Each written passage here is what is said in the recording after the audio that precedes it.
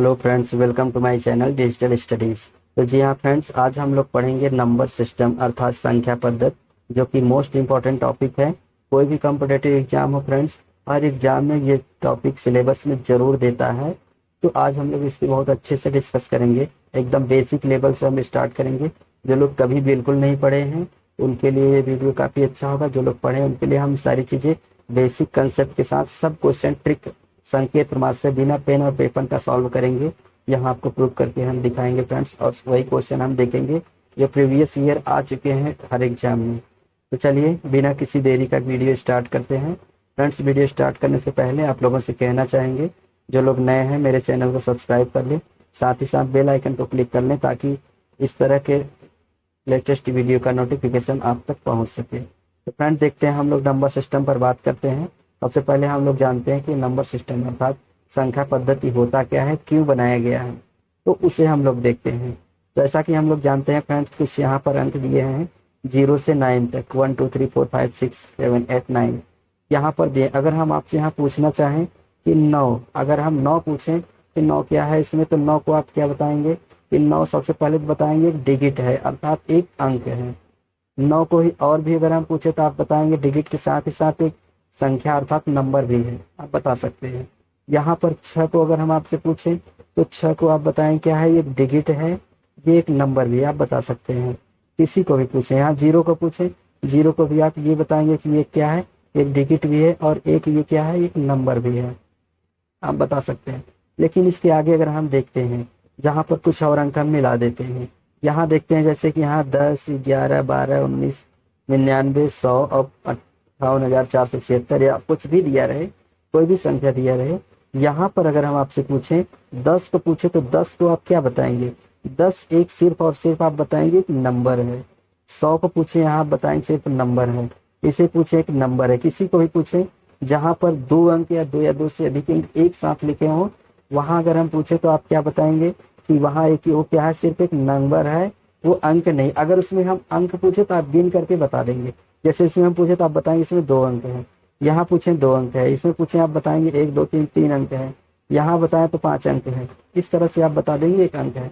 तो इससे ये स्पष्ट हो सकता है कि इन अंकों, अब देखिए इन अंकों के माध्यम से ये संख्याएं बनाई गई है, तो हम इससे ये कह सकते हैं इन अंकों के माध्यम से संख्याओं को बनाने के जो नियम हैं या उस संख्याओं को जोड़ने घटाने गुणा करने भाग करने के जो भी नियम बनाए गए हैं वो किसके अंतर्गत आएंगे, संख्या पद्धति के अंतर्गत आएंगे। और फ्रेंड्स, हम पूरा कंप्लीट देखेंगे संख्या पद्धति नंबर को हम लोग कहाँ कहाँ यूज करते हैं, कैसे कैसे क्वेश्चन किस टाइप के बनते हैं, सारी चीजें ट्रिक के माध्यम से देखेंगे। लेकिन पहले आपको बेसिक कंसेप्ट ध्यान देना होगा, क्योंकि जब तक आप बेसिक कंसेप्ट नहीं समझेंगे तब तक क्वेश्चन आपको क्लियर नहीं होगा।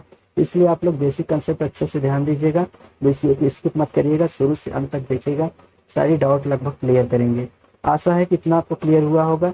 नेक्स्ट आगे हम लोग चलते हैं, आगे चलते हैं फ्रेंड। संख्याएं जैसे हम मान लेते हैं, कोई संख्या ले लिए, ये इतना है। इस संख्या में 2 मान होते हैं, एक होता है लोकल वैल्यू जातीय मान, दूसरा होता है यहाँ पर एक प्लेस वैल्यू स्थानीय मान। कभी कभी क्वेश्चन आ जाता है, इन दोनों में कंफ्यूजन कर देता है एग्जामिनर्स, और हम लोग क्या करते हैं कि आता हुआ क्वेश्चन को मिस कर देते हैं, थोड़ी सी मिस हो जाती है। तो ये ध्यान देना है हमें कि अंकीय जातीय मान को अंकीय मान भी कहते हैं, याद रखिएगा। अंकीय मान अर्थात जातीय मान अर्थात ये प्लेस वैल्यू लोकल वैल्यू, इसमें जितने अंक होते हैं, अंक जो होगा वही उसका मान होगा। जैसे अगर हम पूछे 5 का जातीय मान 5 होगा, यहाँ 2 3 4 5 है फ्रेंड्स, तो यहाँ ऐसे नहीं क्वेश्चन एग्जाम में बनता है, वहाँ पहला 5 दूसरा 5 तीसरा 5 पूछा जाता है। तो उसको हम काउंट कैसे करेंगे, उसको काउंट करने के लिए हमें ये राइट से लेफ्ट की तरफ हमको चलना होगा और हम काउंट करते चलेंगे, उस तरह से जो मिलेगा वो होगा। जैसे इसमें हम पहला 5 कहें तो पहला 5 ये होगा, दूसरा 5 ये होगा, तीसरा ये होगा, चौथा ये होगा, तो इस तरह से होगा। तो इसमें अगर हम अंकीय मान पूछे तो अंकीय मान क्या होगा, अंकीय मान वही होता है, पहले 5 का अंकीय मान 5 ही होगा, दूसरे 5 का अंकीय मान 5 होगा, तीसरे 5 का अंकीय मान 5 ही होगा, चौथे 5 का अंकीय मान 5 ही होगा।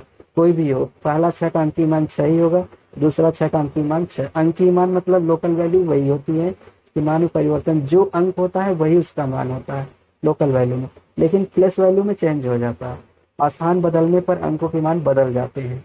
जैसा कि यहाँ पर हम क्या जानते हैं, इकाई, दहाई, सैकड़ा, हजार, 10,000, लाख, 10 लाख, इस तरह से जानते हैं। उसके माध्यम से हम अंकों को सेट किए हैं। तो उसके माध्यम से हम लोग इसे देखेंगे।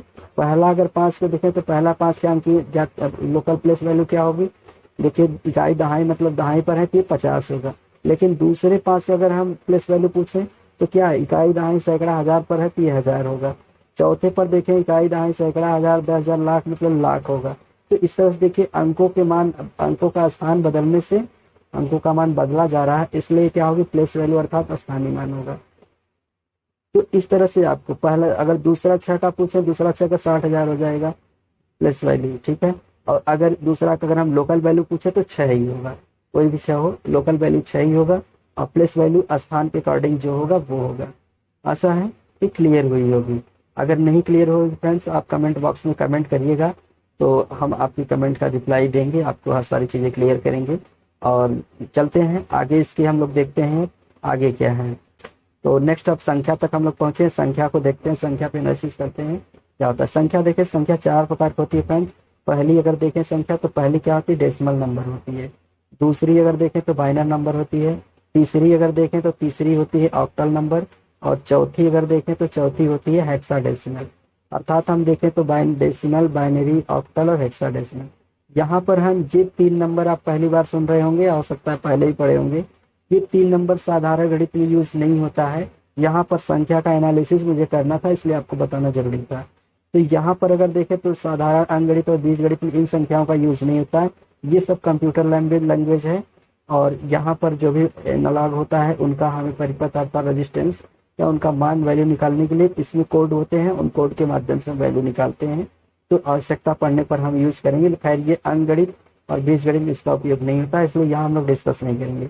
यहाँ सिर्फ डेसिमल नंबर अर्थात डेसिमल नंबर पर क्वेश्चन बनते हैं, चाहे अंकगणित हो या बीजगणित उस पर होता है, तो हम उस पर डिस्कस करते हैं।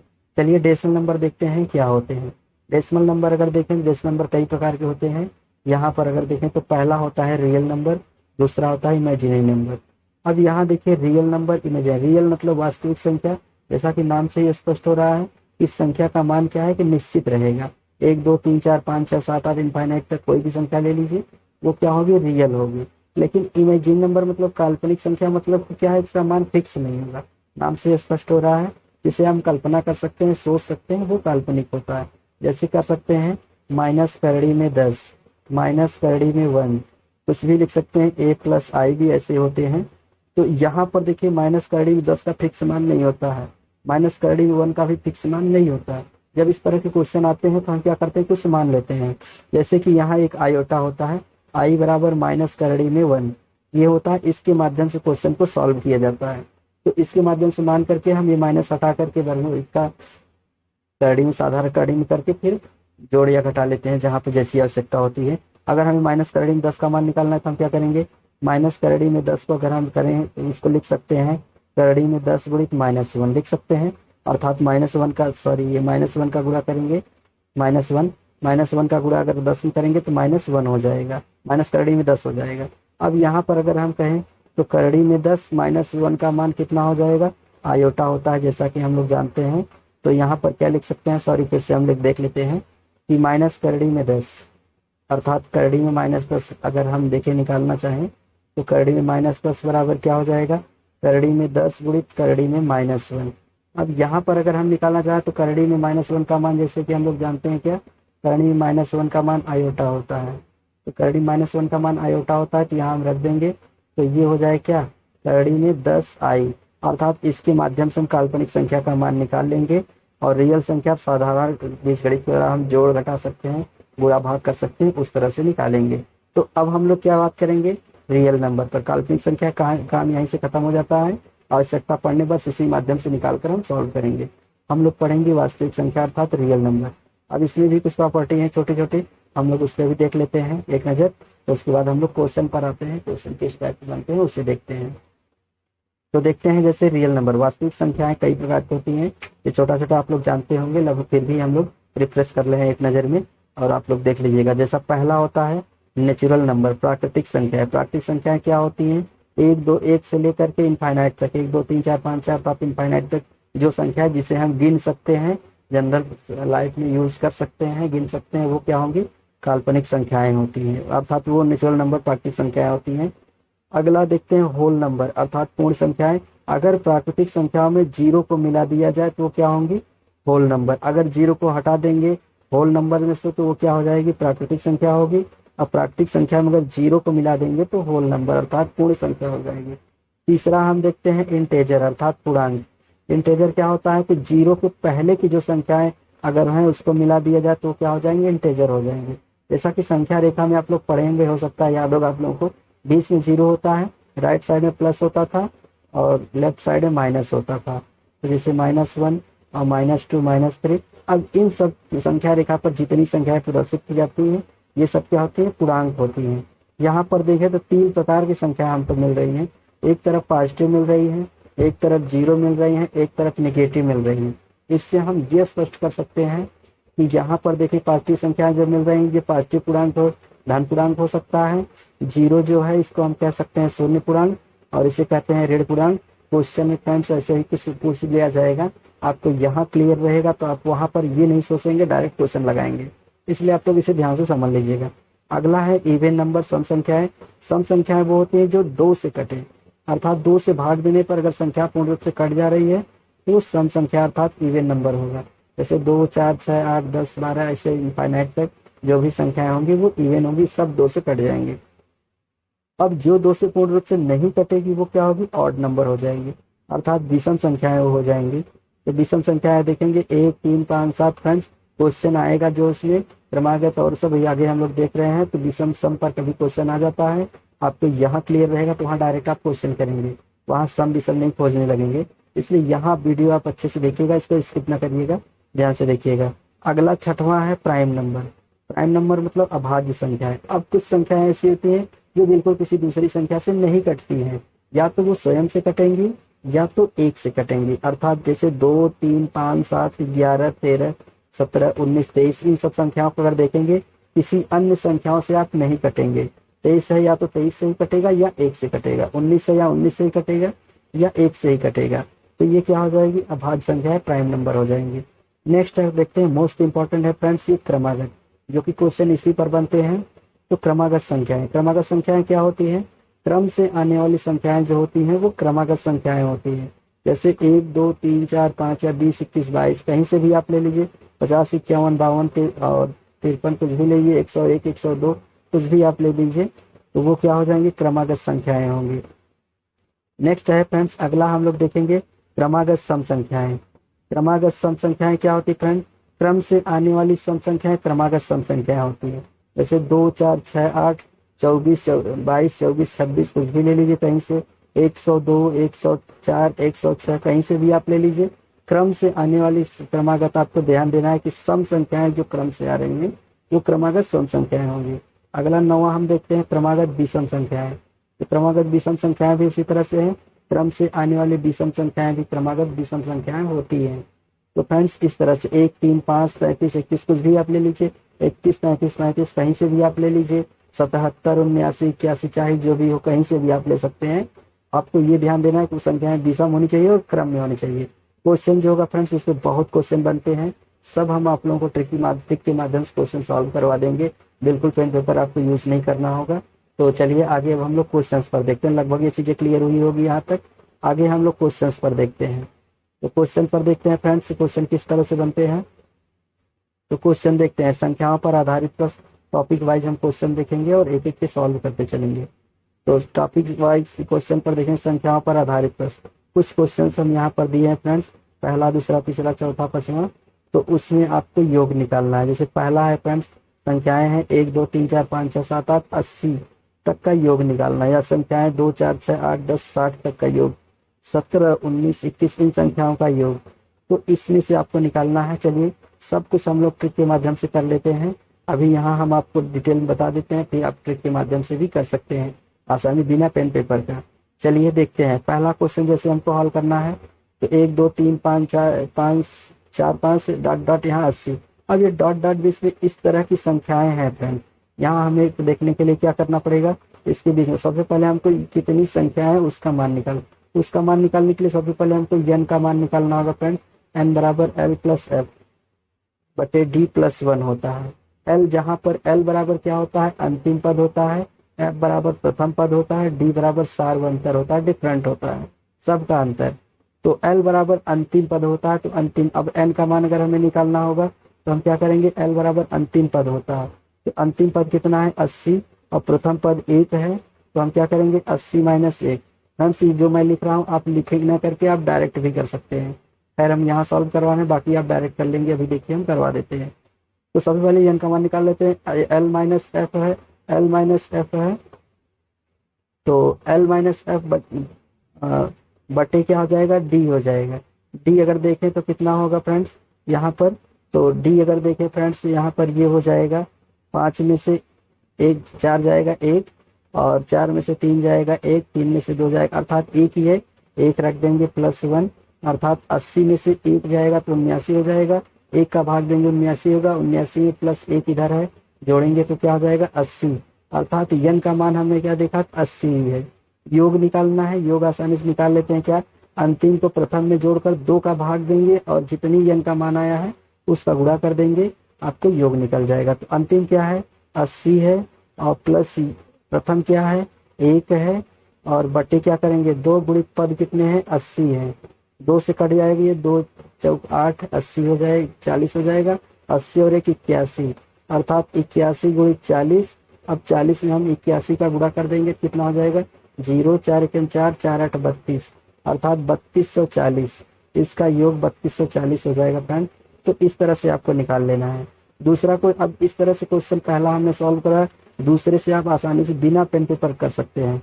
जैसे अगर हम n का मान, देखिए हम बिना पेन पेपर निकाल रहे हैं, n का मान निकालना है, तो n का मान निकालने के लिए हमको क्या करना होगा, n का मान निकालने के लिए हमें देखिए फ्रेंड्स यहाँ पर L माइनस एफ बटे D कर देना है। L माइनस एफ मतलब 60 में से 2 अगर घटाते हैं कितना बचेगा 58 बटे D अगर देखें तो 2 कितना डिफरेंट आएगा, 8 में 6 जाएगा 2, 6 में 4 गया 2, डिफरेंट 2 आया, तो 58 बटे 2, 2 का भाग 58 में दे देंगे फ्रेंड, तो कितना होगा 29, और 29 में 1 और जोड़ देंगे, यहाँ +1 है, जोड़ देंगे तो कितना हो जाएगा 30, n का मान 30 हो गया।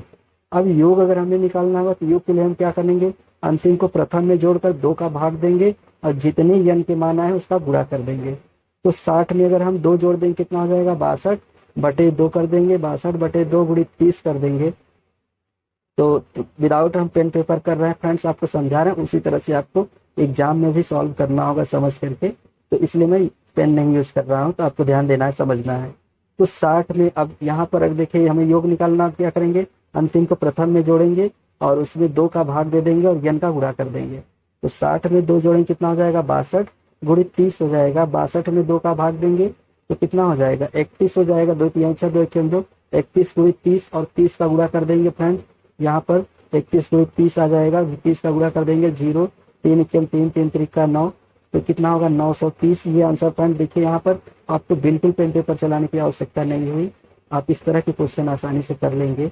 तो फ्रेंड्स इस तरह से आपको समझना है, करना है, पूरी कंसेप्ट आपको बताएंगे, आपको मेरा वीडियो ध्यान से देखनी होगी। नेक्स्ट देखते हैं आगे फ्रेंड्स, तीसरा क्वेश्चन 17 से स्टार्ट है, 17 19 23 और 25 51 इस तरह से है। यहाँ पर हमें देखना है फ्रेंड्स, तो यहाँ पर हमको मान निकालने के लिए क्या होगा, उसी तरह से अंतिम माइनस प्रथम, 51 में से 17 को हम क्या करेंगे माइनस कर देंगे। सबसे पहले n को देखना होगा, 51 में से 17 को माइनस करेंगे और बटे डिफरेंट कितना है यहाँ पर देखें, 25 में से 23 जाएगा 2, 23 में से 21 जाएगा 2, 21 में से 19 जाएगा 2, 19 में 17 जाएगा 2, बटे 2 कर दीजिए, +1 कर देंगे। यहाँ पर देखें कितना 51 में 17 जाएगा, कितना बचेगा 11 में से 7 जाएगा तो 4, और यहाँ पर 4 बचेगा, 4 में से 1 जाएगा तो कितना होगा 3, 34 बटे 2 प्लस कितना हो जाएगा 1 होगा, 2 से काट देंगे तो कितना होगा 2 1 2, 2 7 14 17, 17 का गुणा 1 में कर देंगे तो कितना हो जाएगा 18, अर्थात इसमें अगर हम देखें तो कितने पद हैं 18 पद हैं। तो अब योग आसानी से हम निकाल सकते हैं, अंतिम में प्रथम को जोड़कर 2 का भाग दे देंगे, 18 का गुणा कर देंगे, आसानी से देखिए हो गया। तो अगर योग निकालना होगा तो क्या करेंगे 51 और प्लस 17 बटे 2 और गुणित क्या करेंगे 18 कर देंगे, 2 9 18 था तो 9 का गुणा कर देंगे, तो 2 9 18 9 कट जाएगा, इसको जोड़ देंगे 7 पे कितना हो जाएगा 8 5 1 6, तो 68 और गुणित 9 हो जाएगा, 9 का गुणा 68 में कर दीजिए, कितना होगा 9 8 72 और 9 चौक 36, 36 और 7 कितना हो जाएगा 43, 432 से ऑप्शन हो जाएगा, तीसरे का आंसर हो जाएगा। योग तो इस तरह से। तो फ्रेंड्स इस तरह से आपको चौथे का मैं दे रहा हूँ, चौथे का भी आपको इसी तरह से योग निकाल करके आंसर कमेंट बॉक्स में कमेंट करिएगा। हम वहाँ चेक करेंगे कि आप लोग को क्लियर हुआ है नहीं, या कोई भी और इश्यू हो रहा है फ्रेंड्स तो हमें कमेंट बॉक्स में कमेंट करिएगा। हम अगली भी और भी इसी तरह से आपको बताने की कोशिश करेंगे। नेक्स्ट देखते हैं पांचवा क्वेश्चन फ्रेंड, 7 के प्रथम 10 गुणज, तो 7 के प्रथम 10 गुणज का योग मुझे निकालना है। तो 7 का अगर प्रथम 10 गुणज हम देखेंगे तो पहला क्या होगा, 7 ही होगा, दूसरा क्या होगा 14 होगा, तीसरा 21 होगा, ऐसे डॉट डॉट करके हम लास्ट वाला कितना होगा 7 70। यहाँ पर यन का मान हमें ऑलरेडी पता है कितना 10 गुणज क्या ही रहा है, यन बराबर 10 है। तो योग आसानी से निकाल सकते हैं, योग बराबर डायरेक्ट आप विदाउट पेन पेपर कर सकते हैं। 70 में 7 को जोड़ेंगे, प्रथम और अंतिम को जोड़ देंगे, 2 का भाग दे करके, और जितनी संख्या है यहाँ 10 है 10 का गुणा कर देंगे। मतलब ये हो जाएगा 70 प्लस 7 बटे 2 हो जाएगा, गुणित क्या हो जाएगा 10 हो जाएगा, 2 से कट जाएगा, 2 पंचे 10, 70 में 7 जोड़ेंगे कितना हो जाएगा 77 गुणित 5, 5 गुणा 77 हम कर देंगे तो कितना हो जाएगा। यहाँ पर देखिए हम गुणा करके लिख देते हैं, 5 सते 35, 5 सते 35 और 3 कितना हो जाएगा 38, 285, अर्थात पांचवे का आंसर होगा। चौथा आंसर क्वेश्चन हम आप लोगों के लिए छोड़ रहे हैं फ्रेंड्स, ये आपको करके कमेंट बॉक्स में कमेंट जरूर करना है, हम जानेंगे कि हाँ आप लोगों का क्लियर हुआ है। नेक्स्ट आगे देखते हैं हम लोग फ्रेंड्स अगले तरह के क्वेश्चन। यहाँ पर देखिए एक श्रेणी दिया है, 1 + 2 + 3 + 7 + 6 15 के 15 पदों का योगफल होगा। तो यहाँ 15 पदों का योगफल हमको निकालना है फ्रेंड्स। तो यहाँ पर अगर हम देखते हैं तो पहला है ऑप्शन 250, दूसरा है 240, तीसरा है 225 और चौथा है 265। फ्रेंड्स मोस्ट इंपॉर्टेंट क्वेश्चन है फ्रेंड्स, यहाँ पर देखना है आपको कि ध्यान देना है कि 15 पदों अर्थात यन बराबर ऑलरेडी हमको उसी तरह से करना है, ऑलरेडी दिया है कितना 15 है, यन बराबर ऑलरेडी 15 दिया है। हमें इसमें क्या याद करना है, अभी अंतिम में कितना पद है ये नहीं मालूम है, क्योंकि यहाँ पर 15 तक के दिया है, जरूरी नहीं कि पूरा 15 ही है। लास्ट में 15वां पद के स्थान पर कौन सा पद आएगा वो निकालना है मुझे। तो उसको निकालने के लिए हमको क्या करना पड़ेगा, पहले को जोड़ करके जितना दिया है उसमें से 1 माइनस करके इसके डिफरेंट का गुणा कर देंगे, अंतिम वाला पद मिल जाएगा। जैसे 15 है, 15 में से 1 माइनस कर देंगे, कितना हो गया 14 हो जाएगा, इसके 14 में इसके डिफरेंट का गुणा कर दीजिए। 15 में से 13 जाएगा 2, 13 में से 11 जाएगा 2, 11 में से 9 जाएगा, मतलब 2 ही आएगा। तो यहाँ 1 माइनस के 14 ठीक है, तो 14 गुना क्या हो जाएगा 28, 28 में 1 जोड़ देंगे कितना हो जाएगा 29 हो जाएगा, मतलब लास्ट में 29 आएगा। योगफल हमें निकालना है, तो योगफल हम निकाल सकते हैं फ्रेंड्स। अंतिम हमारा 29 है, प्रथम 1 है, पदों की संख्या 15 है, आराम से निकाल लीजिए पहले की तरह। तो अंतिम को जोड़ दीजिए, 29 + 1 बटे 2 गुणित कितना हो जाएगा 15, अर्थात अंतिम प्लस प्रथम बटे 2 गुणित पदों की संख्या, अर्थात यन का गुणा कर दिए।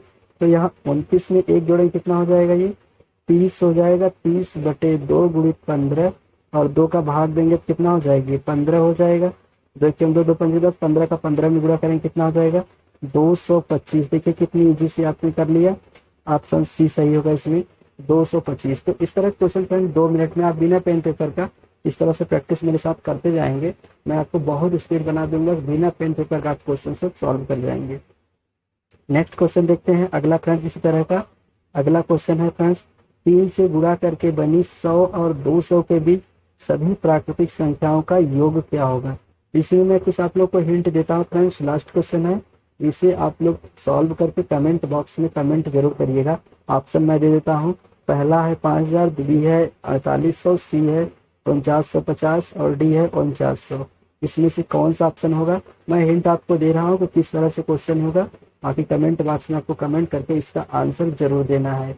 और देखते हैं फ्रेंड्स, 3 से गुणा करके बनी 100 और 200 के बीच, मतलब 100 और 200 के बीच ऐसी संख्या जो 3 से कट सके, तो वही संख्या लेना है हमें।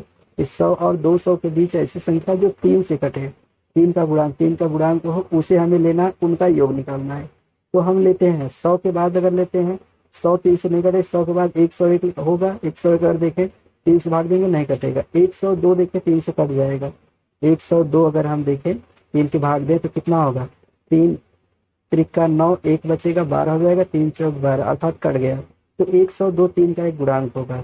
अब 1 मिल गया तो हम निकाल सकते हैं 102, अर्थात पहला क्या होगा 102, अब 3 जोड़ते जाएंगे तो गुणांक मिलता जाएगा 105, 108, ऐसे डॉट डॉट करके लास्ट वाली संख्या हमको निकालना है। जो 200 के 20 कह रहा है, तो मतलब 200 के पहले होने चाहिए। 199 200 के पहले होगा, वो 3 से नहीं कटेगा। 198 है, कट जाएगा, आप लोग भाग देकर चेक कर लीजिएगा।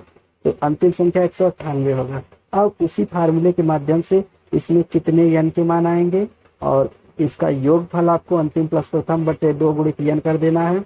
जितना आंसर कितना आ रहा है कमेंट बॉक्स में आपको कमेंट करके जरूर देना है। हम देखेंगे कि हाँ आप लोगों को कितना क्लियर हुआ है। आगे हम लोग और भी स्टैंडर्ड इसको बनाकर देने की कोशिश करेंगे। तो फ्रेंड्स ये रहा मेरा वीडियो आज का। फ्रेंड्स अब आप लोग आज से देखिएगा शुरू से अंत तक। अगर जो भी कोई त्रुटि रह गई हो, कोई प्रॉब्लम अगर हो आपको, तो आप हमें कमेंट